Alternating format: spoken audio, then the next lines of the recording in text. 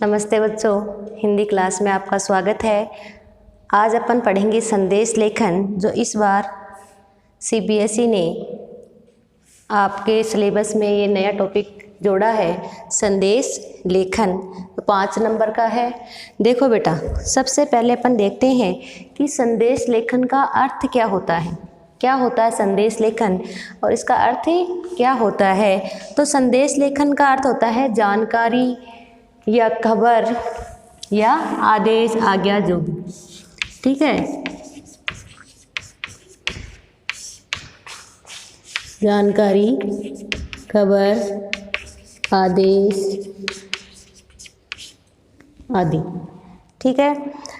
अब देखो, अपन संदेश लेखन, सबसे पहले अपन को जानना आवश्यक है कि संदेश लेखन क्या होता है। ये जानना बहुत ज़रूरी है कि संदेश लेखन जानकारी का एक छोटा सा टुकड़ा है और जो आप उस व्यक्ति को देते हैं जब आप उससे सीधे बात नहीं कर सकते।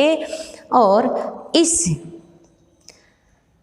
मतलब संदेश एक जानकारी का छोटा सा टुकड़ा जो आप किसी व्यक्तिगत रूप से न मिलकर आप उसे सीधे न दे सकते हैं, तो उसे एक लिखकर अपन वहाँ तक अपनी बात को पहुँचा सकते हैं। तो उसे सीधे बात नहीं कर सकते, तो इस प्रकार हम कह सकते हैं कि वह कथन या बात जो लिखित या मौखिक रूप से एक व्यक्ति से दूसरे व्यक्ति तक भेजी गई हो, वह क्या कहलाता है, संदेश लेखन। यानी क्या कहते हैं कि ऐसा कथन या ऐसी बात जो लिखित या मौखिक रूप से एक व्यक्ति से दूसरे व्यक्ति तक भेजी गई हो, तो वो क्या होता है, संदेश लेखन।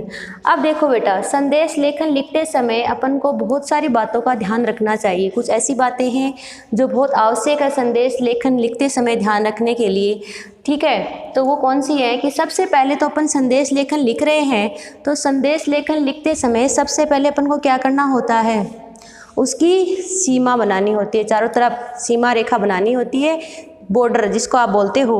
तो वो आप सबसे पहले एक सीमा रेखा बनाइए, ठीक है। ऐसे एक बाउंड्री बना लीजिए आप, और उसके अंदर संदेश लेखन लिखा जाता है। और सबसे संदेश लेखन लिखते समय सबसे बीच में क्या लिखा होता है, संदेश, कि जिस बात में जिसके लिए भी अपन संदेश दे रहे हैं, कोई शुभकामना दे रहे हैं, किसी पर्व पर लिख रहे हैं, या कोई शोक के बारे में बता रहे हैं, या कोई पुण्यतिथि है उसके बारे में लिख रहे हैं, तो सबसे पहले यहाँ पर क्या होता है, संदेश, ठीक है। बीच में यानी मध्य में शुभकामना संदेश लिखें। यानी यहाँ बीच संदेश कहाँ लिखा जाएगा, यहाँ लिखिए। जो भी आप संदेश लिखेंगे यहाँ संदेश लिखिए, और उसके बाद बाईं तरफ दिनांक तथा उसके नीचे समय लिखें। तो यहाँ पर क्या आएगी, दिनांक, और इसके नीचे क्या आ जाएगा, समय, ठीक है। यहाँ तक समझ में आया। तो ये बातें यानी बहुत इजी है लिखने में, कोई ज़्यादा जोर वाली ऐसी बात नहीं है कि आपको नहीं आएगा, बहुत सरल है। बस समझने की ज़रूरी है कि सबसे पहले यहाँ पर संदेश लिखा कि किसके लिए आप संदेश लिख रहे हो, दीपावली पर्व पर लिख रहे हो, गणतंत्र दिवस की शुभकामनाएं दे रहे हो, या जन्मदिन की शुभकामनाएं दे रहे हो, या कोई शोक संदेश दे रहे हो, तो यहाँ पर वो लिखना है आपको बीच में, ठीक है। उसके बाद बाईं तरफ जहाँ आप अपना लिख रहे हैं उसके बाईं तरफ आपको क्या करना है, दिनांक लिखने सबसे पहले, डेट डालने के बाद में आपको क्या लिखना है, समय। इसके बाद जैसे अपन ने टाइम लिखा, डेट लिखी, उसके बाद नीचे टाइम लिखेंगे, ठीक है। अब देखो चौथा पॉइंट, उसके बाद अभिवादन लिखें। उसके बाद अपन किसको लिख रहे हैं, उसके लिए संबोधन या अभिवादन जो भी अपन लिखेंगे यहाँ पर, कि जैसे अपन कहीं मित्र को लिख रहे हैं तो प्रिय मित्र, ठीक है, बड़े को लिख मान्यवर लिखें। और कई बार क्या होता है कि आवश्यकता, कई बार ऐसे संदेश भी लिखे जाते हैं जिसमें अपन इन संबोधन की आवश्यकता महसूस नहीं करते, तो वहाँ पर क्या होता है, कई बार इसको छोड़ भी सकते हैं अपन, ठीक है। अब देखो आगे मुख्य विषय का वर्णन करें। अब आगे यहाँ पर क्या लिखना है, अपन को विषय लिखना है कि आप जिस विषय पर लिख रहे हो वो यहाँ पर लिखा जाएगा। यहाँ तक समझ में आया कि सबसे बीच में क्या लिखेंगे अपन कि यहाँ पर जिस जैसा भी संदेश लिख रहे हैं वो संदेश यहाँ पर लिखा जाएगा। उसके बाद दिनांक लिखी जाएगी, उसके बाद समय लिखा जाएगा, उसके बाद अपन संबोधन या अभिवादन जो भी लिखते हैं वो लिखेंगे, और उसके बाद विषय वस्तु के आप क्या किस पर संदेश दे रहे हो वो लिखेंगे। ठीक है। और इसके बाद जब विषय वस्तु लिख रहे होते हैं तो एक बात अपन को ध्यान रखनी होगी कि संदेश लेखन बहुत छोटे रूप में लिखा जाना चाहिए, 30 से 40 शब्दों में लिखा होना चाहिए।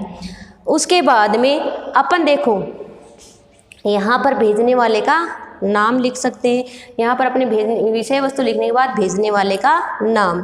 ठीक है।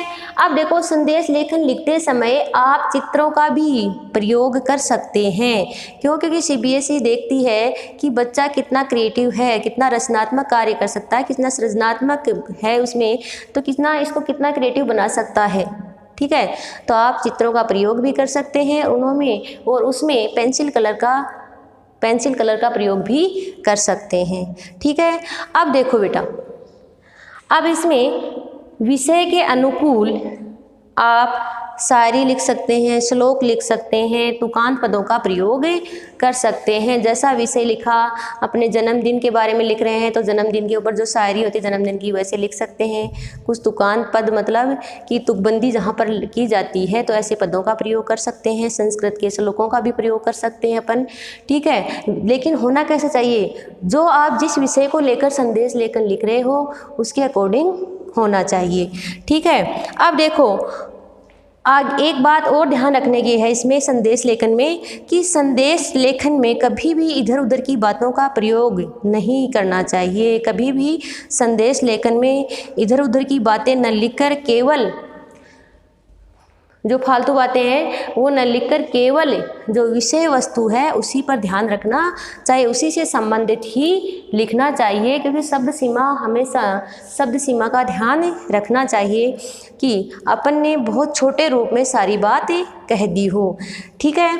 अब देखो संदेश लेखन को लिखते समय अपन को कुछ बातें और ध्यान रखनी होती हैं कि इसको लिखते समय अपन को सरल और संक्षिप्त शब्दों में प्रभावशाली व विषय के अनुसार लिखना चाहिए अपन को, कि वो एकदम सरल हो और संक्षिप्त हो और प्रभावशाली हो, एकदम से प्रभावित करने वाला। ऐसा कि जिस विषय पर अपन लिख रहे हैं तो आप अगर 2 लाइन में भी लिखें तो ऐसा लगना चाहिए कि पूरी सारगर्भित बात उसमें आ गई हो।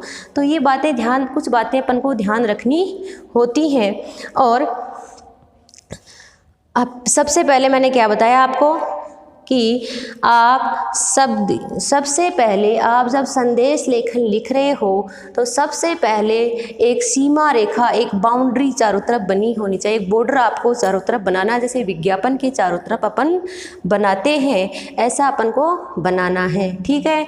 दूसरी बात, अपन को शब्द सीमा का विशेष ध्यान रखना होगा इसमें, कि शब्द सीमा इसमें 30 से 40 शब्द ही होने चाहिए। तीसरी बात, अपन संदेश लेकर लिख रहे हैं, जो बाउंड्री अपन ने बनाई है उसके बीच में मध्य में एकदम से क्या करना है, अपन को संदेश लिखना है कि किसके बारे में, दीपावली पर्व पर दे रहे हैं, जन्मदिन की शुभकामनाएं दे रहे हैं, तो वहाँ पर कि जन्मदिन की शुभकामनाएं संदेश। ठीक है। उसके बाद अपन को क्या लिखना है, दिनांक लिखनी है। उसके बाद में अपन को समय लिखना है दिनांक के नीचे। ठीक है। उसके बाद संबोधन या अभिवादन सूचक जो शब्दों का अपन प्रयोग करते हैं वो लिखने हैं। हाँ, इतना है कि कुछ संदेश ऐसे होते हैं जिनमें इनका प्रयोग आवश्यक नहीं होता, तो वहाँ पर आप उस प्रयोग को नहीं भी कर सकते हैं। ठीक है। इसके बाद में अपन विषय वस्तु लिखेंगे कि इसमें अपन किस विषय पर अपन लिख रहे हैं। उस समय अपन को बहुत ध्यान रखना होता है कि बहुत ही संक्षिप्त और सरल भाषा में लिखा होना चाहिए, प्रभावशाली हो ऐसा संदेश होना चाहिए। इसके साथ साथ अपन इसमें उस विषय वस्तु के अनुसार अपन उसमें रंगों का चित्र भी बना सकते हैं। ठीक है। ताकि अपनी सृजनात्मकता और रचनात्मकता का पता चले, उसमें अपन उसके अनुसार चित्र भी बना सकते हैं। ठीक है। जैसे गणतंत्र दिवस पे बनाया तो यहाँ अपन तिरंगा बना सकते हैं 2। अगर दीपावली पे बना रहे हो तो यहाँ दीपक बना सकते हैं, यहाँ पर कुछ अच्छा सा डायग्राम बना सकते हैं और उसमें अपन पेंसिल कलरों का प्रयोग भी कर सकते हैं। ठीक है। ज़्यादा न करके हल्का फुल्का कलरों का प्रयोग कर सकते हैं अपन को, ये ध्यान रखने योग्य बातें हैं। और इसमें अपन विषय के अनुसार कोई भी शायरी, कोई दोहा, कोई संस्कृत का श्लोक या तुकांत पदों का अपन प्रयोग कर सकते हैं, ठीक है। और सबसे लास्ट में अपन क्या करेंगे, लिखने वाले का नाम, कि ये संदेश भेज कौन रहा है, इसका नाम अपन को अवश्य लिखना चाहिए। ये बात ध्यान रखना बहुत ज़रूरी है। और एक बात और अभी मैंने बताई थी कि इधर उधर की बातें नहीं लिखनी होती। इसमें क्या है, विषय वस्तु पर ही अपन को विषय वस्तु पर ही आधारित रहना है।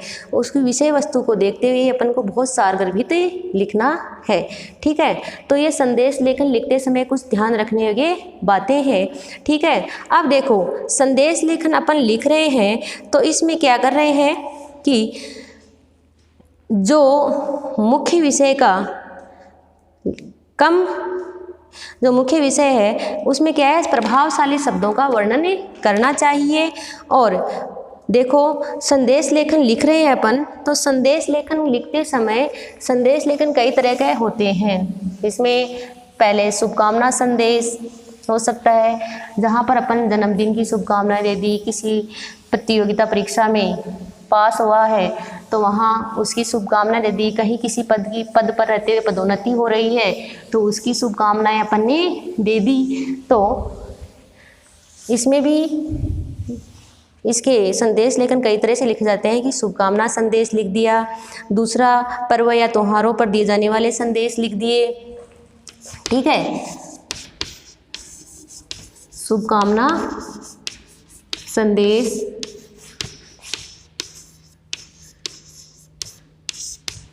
दूसरा पर्व या त्योहारों पर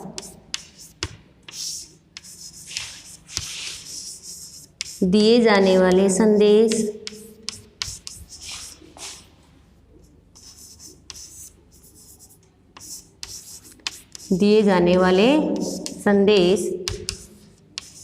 और तीसरा, जहाँ पर अपन किसी को जो विशेष अवसरों पर दिए जाने वाले संदेश होते हैं, जिसमें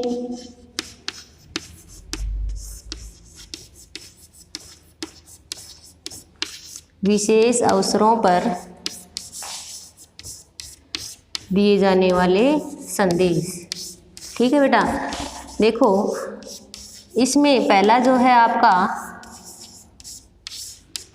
शुभकामना संदेश, इसमें क्या है कि शुभकामना जैसे जन्मदिन की दे दी, किसी प्रतियोगिता में पास हो रहा है, कहीं पदोन्नति हो रही है, तो अनेक प्रकार की शुभकामनाएं अपन देते हैं, तो वो शुभकामनाएं दे सकते हैं। दूसरा है पर्व या त्योहारों पर दिए जाने वाले संदेश, तो इसमें कि स्वतंत्रता दिवस है, दीपावली है, होली है, इन पे अपन जो देते हैं, ठीक है, जन्मदिन की शुभकामना में आएगी। और विशेष अवसरों पर जो दे रहे हैं अपन, उसमें क्या है कि शोक हो, पुण्यतिथि है, या फिर कोई भागवत कथा का आयोजन कर रहे हैं, उस पर अपन अवसर उस पे दे रहे हैं, ठीक है।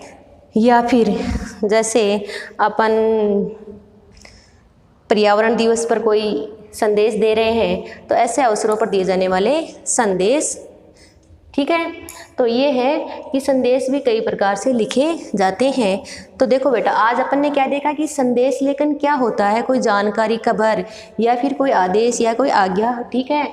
और ऐसी छोटी छोटी जानकारी जो क्या है, जो अपन की एक जानकारी का एक छोटा सा टुकड़ा मान लीजिए, और उसको आप उस व्यक्ति को देते हैं जब आप उसे सीधे बात नहीं कर सकते, और इसको परिभाषा के रूप में लिखें तो क्या है कि वह कथन या बात जो लिखित या मौखिक रूप से एक व्यक्ति से दूसरे व्यक्ति तक भेजी गई हो। उसके बाद में मैंने बताया कि संदेश लेखन लिखते समय अपन को बहुत सारी बातों का ध्यान रखना चाहिए, जिसमें सबसे पहले मैंने क्या बताया कि चारों तरफ बाउंड्री बनी हुई हो संदेश लेखन के, बीच में संदेश लेखन हो, उसके बाद दिनांक हो, उसके बाद समय हो, उसके बाद विषय वस्तु संबोधन हो, अभिवादन हो, और कई बार नहीं हो तो कई बार ऐसे संदेश लिखे जाते हैं जिसमें इनकी कोई आवश्यकता नहीं होती, तो वहाँ पर रहने दीजिए। और उसके बाद विषय वस्तु लिखी जाती है जो बहुत ही प्रभावशाली, सरल और संक्षिप्त होती है, ठीक है। शब्द सीमा का हमेशा ध्यान रखना चाहिए, 30 से 40 शब्दों में होना चाहिए।